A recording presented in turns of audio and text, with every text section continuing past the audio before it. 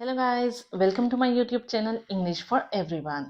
Today video is all about the placement of adverbs. It means कि हम sentence में जो adverbs यूज करते हैं वो किस प्लेस पे यूज कर सकते हैं. सब्जेक्ट से पहले यूज कर सकते हैं या वर्ब के बाद यूज कर सकते हैं या ऑब्जेक्ट के बाद यूज करते हैं. So today video is all about the placement of different kinds of adverbs. So let's start with the adverbs of manner. Well guys, when we talk about the placement of adverbs of manners, जब हम adverb of manner को एक sentence में लगाने की बात करते हैं तो adverb of manner एक sentence में two way से use हो सकते हैं. One, अगर हमारे पास एक sentence में direct object मौजूद नहीं है तो adverb of manner soon after main verb आएगा. Once again, अगर हमारे पास एक sentence में direct object मौजूद नहीं है तो adverb of manner soon after main verb आएगा. जैसे कि मैंने बोर्ड पे लिखा है after the main verb she sings well. यहां पे सिंग जो है वो मेन वर्ब है तो how she sings well. Adverb of manner soon after main verb आ गया. बट इन सेकेंड केस अगर हमारे पास एक सेंटेंस में डायरेक्ट ऑब्जेक्ट मौजूद है तो फिर हम एडवर्ब ऑफ मैनर कहां पे लगाएंगे. फिर हम एडवर्ब ऑफ मैनर या तो मेन वर्ब से पहले लगाएंगे like she beautifully sings a song, और या फिर उसको डायरेक्ट ऑब्जेक्ट के बाद में लगाएंगे like she sings a song beautifully. Direct object और मेन वर्ब के दरमियान में आप एडवर्ब ऑफ मैनर यूज नहीं कर सकते. You can not right like this she sings beautifully a song. It will be a wrong sentence. She sings a song beautifully. It will be the correct one. Or you can use beautifully here. She beautifully sings a song. But if you will use adverb of manner, she sings beautifully a song, then it will be a wrong sentence. So guys, एक sentence में आप adverb of manner को just 3 placement पे use कर सकते हैं. अगर आपके पास डायरेक्ट ऑब्जेक्ट मौजूद नहीं है तो adverb of manner soon after main verb आएगा. लेकिन अगर आपके पास डायरेक्ट ऑब्जेक्ट मौजूद है तो एडवर्ब ऑफ मैनर या तो मेन वर्ब से पहले आएगा या सून आफ्टर डायरेक्ट ऑब्जेक्ट आएगा. Okay, now let's see where to use adverb of place. Adverb of place एक सेंटेंस में दो तरीकों से यूज किया जा सकता है. First, after the main verb. Adverb of place main verb के फौरन बाद इस्तेमाल किया जा सकता है like he went outside. Where he went outside. So outside is adverb of place जो कि मेन वर्ब के फौरन बाद हमने लगा दिया. सेकेंड उसका इस्तेमाल करने का तरीका यह है या सेकेंड उसकी प्लेसमेंट ये हो सकती है कि आप उसको कोई भी क्लॉज या सेंटेंस के पूरी क्लॉज या पूरे सेंटेंस के फिनिश होने के बाद यूज करें. For example, he came to meet me downstairs. Okay, तो ये पूरा सेंटेंस खत्म होने के बाद हमने एडवर्ब ऑफ प्लेस लास्ट में लगा दिया. So there can be two ways to use adverb of place in a sentence. Next is adverb of time. Adverb of time. Adverbs of time tells you when an action takes place. कि एक action हुआ तो वो कब हुआ. It tells you about the timing. Okay? Adverb of time एक sentence में two ways से यूज किया जा सकता है. या तो वो सेंटेंस के लास्ट पे आता है, एक पूरा सेंटेंस खत्म होने के बाद लास्ट पे, और यहाँ एक सेंटेंस के स्टार्ट में आता है at the end of the sentence. For example, I will go today.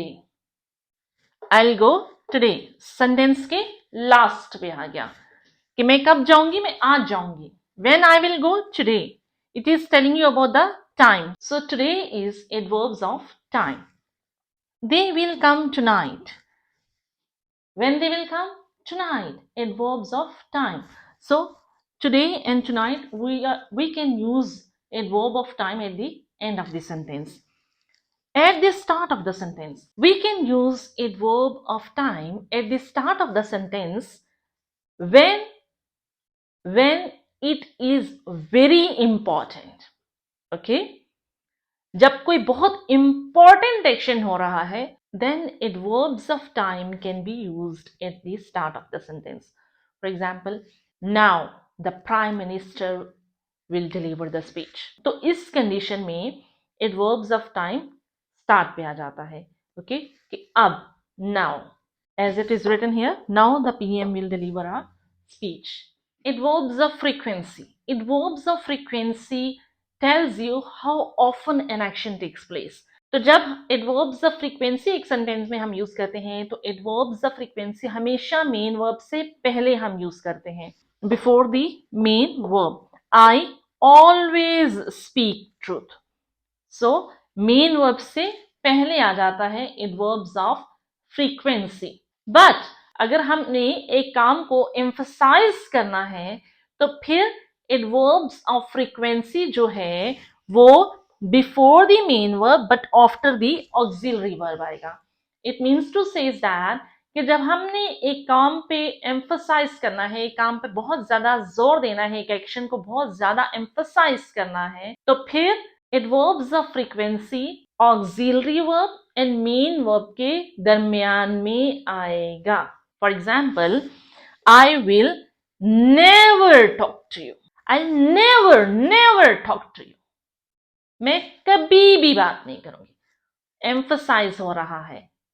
Adverbs of frequency को यहां पे एम्फसाइज करने के लिए यूज किया जा रहा है. तो जब एडवर्ब्स ऑफ फ्रीक्वेंसी एम्फसाइज के मीनिंग में यूज किया जाए तो फिर वो ऑक्सिलरी वर्ब और मेन वर्ब के सेंटर में आता है. Adverbs of degree. Adverbs of degree is used to show the intensity. Adverb of degree एक सेंटेंस में कहाँ यूज होता है? Adverb of degree एक सेंटेंस में उस वर्ब, एडवर्ब या एडजेक्टिव से पहले यूज होता है जिसको ये मॉडिफाई करता है. Once again, adverbs of degree एक सेंटेंस में अगर एडवर्ब को मॉडिफाई कर रहा है तो उस एडवर्ब से पहले आएगा. वर्ब को मॉडिफाई कर रहा है तो उस वर्ब से फौरन पहले आएगा. एडजेक्टिव को मॉडिफाई कर रहा है तो उस एडजेक्टिव से फौरन पहले आएगा. Okay, for example, he is extremely tired. She is very beautiful. I am totally finished. Now let's see where to use adverbs of reason. Adverb of purpose और adverb of reason tells you why an action takes place. कि अगर कोई काम हो रहा है तो उसके पीछे रीजन क्या है. तो नॉर्मली जो रीजन है वो हम एक हैपनिंग होने के बाद बताते हैं. ठीक है, जनरली उसका यूसेज यही होता है कि एक काम हो रहा है, उस काम के फौरन बाद उसकी रीजन बताई जाए कि वो काम क्यों हो रहा है. तो adverbs of reason most of the time sentence के लास्ट पर यूज की जाती है. First of all we use to tell the action कि कोई कौन सा काम हो रहा है, and after it we tell the reason कि वो काम हो रहा है तो वो क्यों हो रहा है. Okay, at the end of the sentence, where to use adverbs of reason? At the end of the sentence. For example, I packed an umbrella. Why I packed an umbrella? In case it rains. Adverbs of reason. We left early. Why we left early? So that we could beat the traffic. Adverbs of reason. So guys, this was all about the placement or the position or the place of different kinds of verbs in a sentence. This is all about today. I'll meet you in the next video. Till then, if you're new on this channel, don't forget to subscribe my channel. If you like my video, share my video with the rest of your contacts so that they can learn something as well. Take care. Goodbye.